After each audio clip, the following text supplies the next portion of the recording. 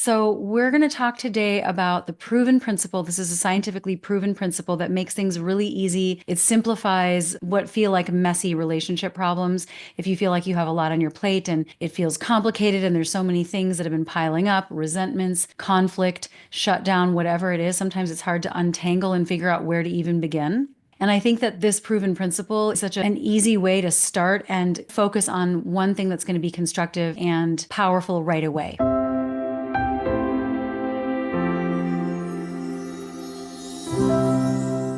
If you haven't already heard of John Gottman is a leading researcher. He was famous for being able to predict within 96% accuracy within minutes of talking to a couple if they were going to be successful in their marriages or not. And it wasn't just about staying together miserably. It was about staying together in a fulfilling, happy way where each spouse would say they are happily married. And he actually spent decades studying couples in what he calls his love labs. They were like these apartments that he would put couples in, and then he would record them, or he would be observing them having conversations, living their day-to-day life. And part of this research is that he discovered this incredibly simple but very powerful ratio of positive to negative. And this is what predicts marital success.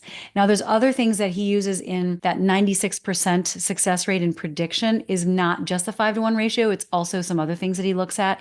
But in this talk, I want to share what the 5-to-1 principle actually is, and then 3 things that you can do to apply it to strengthen your marriage.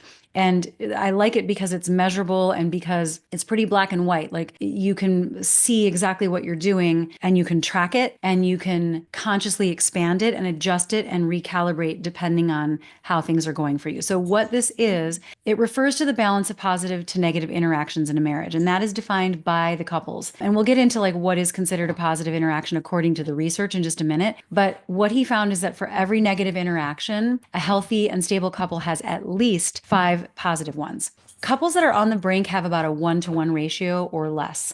So if you are in a relationship where you have 50% positive interactions, like you're fighting or you're in disconnection 50% of the time, and then 50% of the time things are going really well, that's actually not a good sign.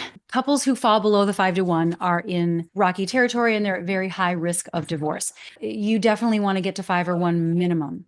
Very happy couples have a 20-to-1 ratio. But just to get out of rocky ground and onto solid territory, you're going to be aiming for 5-to-1. So this doesn't mean that you're avoiding conflict or negativity altogether. And it doesn't mean that you have to get rid of every single negative interaction. It just means that the positive needs to far outweigh the negative ones in order to maintain a happy relationship. What I like about this is that I think a lot of times we feel like in a relationship, we have to solve all the problems in order to be able to connect and feel good about things. And so when you take the pressure off and say it's not so much about solving the problems immediately to feel like you can reconnect and be in a good place in your relationship, it's really about expanding the positive. You don't have to focus on the problems. And that's good because when we spend too much time focusing on the problem, we actually magnify the problem. We feed it and we grow it with our attention. Obviously, negativity is more powerful than positivity, so we have to ramp up the positivity. That's why it has to be a 5-to-1 or higher ratio.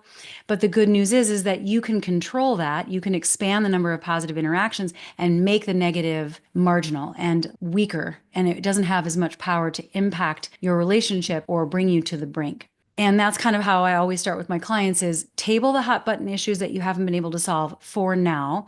Allow yourself to grow the positive interactions until there's some goodwill and some positivity and some connection and lightheartedness between you. And then when you have that foundation and then you learn some skills about how to resolve some of these things, then you have more strength, you have more money in the bank to be able to withdraw in order to have those conversations be successful. So what is considered a positive interaction? How do I know I'm actually doing it? First of all, you get to decide. If you think about your spouse, you should know like what they think is positive, what makes them feel good. And if you don't, then that would be something to get curious about. What makes them feel loved and cared for? That's something that you can certainly ask them. But as far as the research goes, words of appreciation are really huge. Physical affection like hugs, hand-holding, kisses. And words of appreciation, going back to that, that can be anything like, I really loved how you handled our kids today, or I really appreciated all the trouble that you went through when you cleaned the house, or whatever it is, you're just acknowledging something that they did well. Acts of kindness. It could be making your partner coffee. I love that. If my husband makes me coffee in the morning and brings it to me, that is like the best feeling for me. So it could be anything. It's showing that they matter in very small ways. One of the biggest misnomers is that grand gestures are really important in showing that you love somebody. Planning that big trip or going overboard on an anniversary, spending a lot of money, lots of flowers and gifts and things like that. That's actually not what moves the needle in successful marriages as much as those small things that you do on a daily basis that are kind of built into the fabric of your relationship. Those things matter more. Also, empathy and the ability to apologize would be considered a positive interaction. Being able to, this is also huge. John Gottman talked a lot about happy couples are able to really accept the perspectives of their spouse without judgment. Like they might not agree and they might not like it, but they accept that they have a different perspective and it's not a deal breaker for them and they don't make a whole lot of meaning about it. Like, if you think that, then how can we possibly be together? Right now, there are some really big rock areas where if your values are completely conflicting, then you have a problem. That could be a deal breaker. But most of the time, that's not the case. It's just the meaning that we give it. Also, being able to make jokes and have a shared sense of humor. Couples that have inside jokes, that's a high predictor for success. If you can laugh together and delight in each other, and fondness and admiration was a huge thing that he also looked at and said that if you express that you are fond of your partner, as opposed to just constantly irritated with your partner, that's going to go a long way in expanding that positive interaction. And then finally, emotional support. Emotional support is huge because that's like empathy, that's attunement, that's asking them how their day was, keeping track of the players at work. How did it go with so and so when you told me about this happened yesterday? How did it go today? Right? He calls these love maps. You're involved in their inner world. You're tracking what's going on in their life and you're showing curiosity. You're entering their world a little bit. So those are all the things that are considered positive interactions. Have a think about for you what that would look like in your relationship. And if you're really not clear what makes your partner feel good or experiences that you can create where you both have a really good time, then that would be a conversation to have. Now, what counts as a negative interaction is really anything that makes you feel bad, that makes you or your partner feel blocked or not heard or dismissed, betrayed in small ways or big ways, but even just the small betrayals of like communicating that you feel like you could do better than be with them or that they're just not quite up to par, right? Like saying things that are diminishing. Those are things that are very hurtful. Also, if you make a bid for connection, if your spouse makes a bid for connection and you don't reciprocate that, and that could simply be pointing out the beauty of nature on a walk or sharing something about your day and they don't really show interest or turn toward you to listen to you, that would be considered a negative interaction. And if you haven't already heard, the biggest predictors for divorce are what he calls the four horsemen of the apocalypse, and that is criticism, defensiveness, stonewalling, and contempt.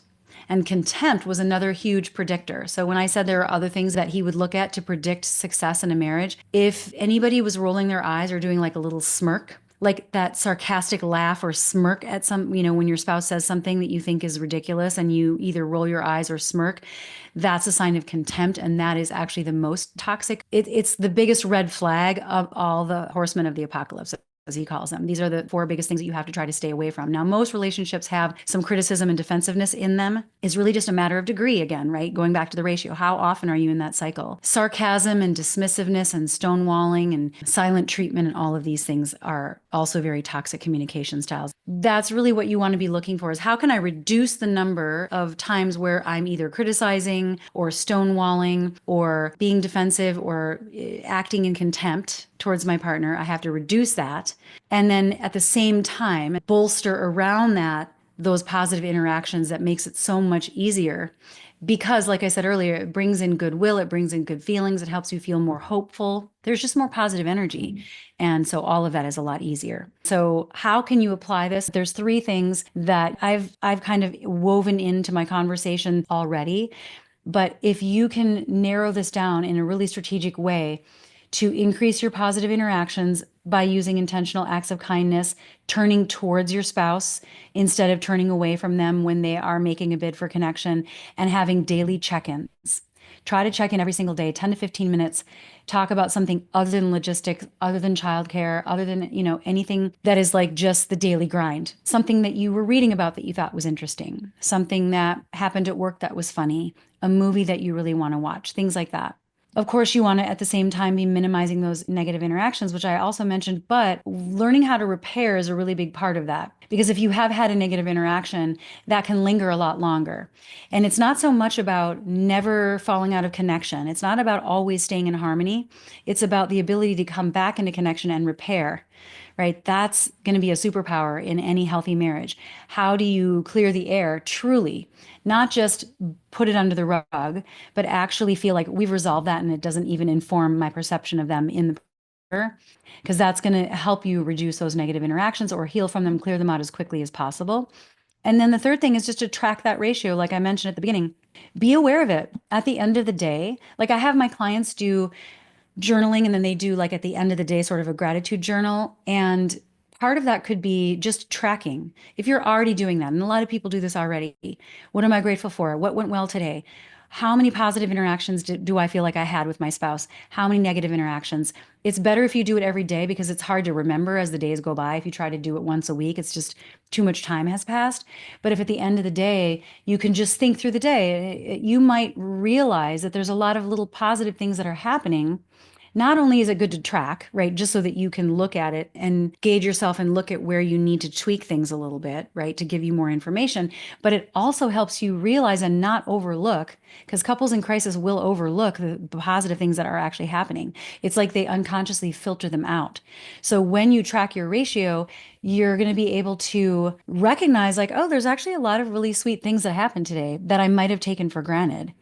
And then that helps you feel more connected and it helps you show up in a more positive way too. Even if you get it in theory, there's something about actually taking action on that that makes all the difference. So the bottom line is that the quality of your relationship is not really determined by whether or not you have disagreements. It's not determined by if you have even unresolved differences. And I can't remember the percentage of this. He said that like happily married couples, like 69% of the things that they argue about are never resolved, which sounds really bad, right? Like, how could that be? How could you be happily married if you have that many things that you've never resolved? It's because everything else is so good. I can let that go. It's okay if we're different and I can accept that, right? I think that we have this idea that if there's problems, it's bad. It's really bad. And if you do the math and you figure out that you are at like 10 to 1 positive and negative, and you have some things that you don't agree on, you're still okay. According to the science, according to the research, you're in a good spot. And it's better if you can just make peace with that and be like, how can I enjoy? It's not supposed to be perfection at all times, right? That just isn't how marriage works.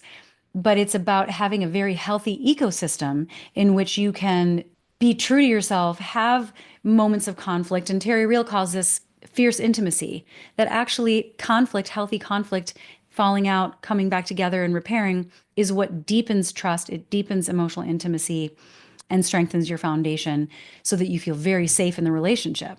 And then you're just not threatened as much by the things that you don't agree on and you don't attach too much meaning to it. So, yeah, that's it. Just focus on your positivity, focus on repairing the negative if there's still some things you haven't cleared out. And you could even try a challenge that just for the next week, start creating 5 positive interactions that you can do for every single negative one and see what happens. The next time you have a little moment where you bicker or you feel like, you know what, I think I might have hurt my spouse's feelings today. How can I find 5 things that I can do that will be the antidote to that in the same day? So they can be small. It's the little moments that matter the most. I think that was the biggest takeaway that I got from any of John Gottman's books. If you read any of them, it's really about the small moments that are woven through the day that are going to make the biggest difference. That's it for today. If you like my content, please take a second and either like this video or subscribe to my channel or both. That will help us reach the people that really need to hear this stuff.